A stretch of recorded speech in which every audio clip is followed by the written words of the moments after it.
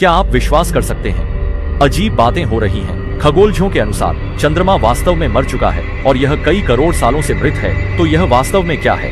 हाल ही में विदेशी विशेषज्ञों का दावा है कि चंद्रमा लगभग 7 करोड़ साल पहले मर चुका है।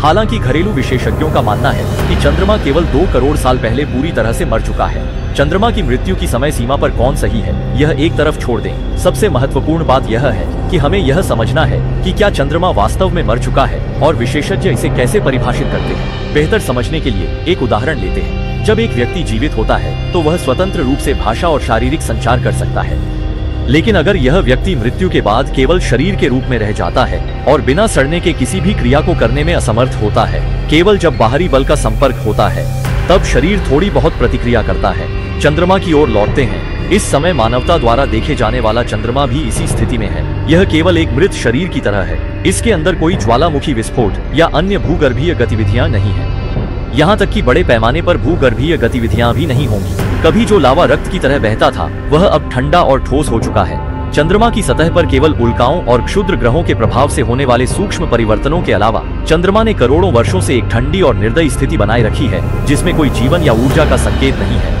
इसके अलावा चंद्रमा पर कोई वायुमंडल और चुंबकीय क्षेत्र नहीं है, जिससे इसकी सतह सीधे अंतरिक्ष के वातावरण के संपर्क में है और यहाँ कोई मौसम परिवर्तन भी नहीं होता। यह अकेला ब्रह्मांड में लटका हुआ है।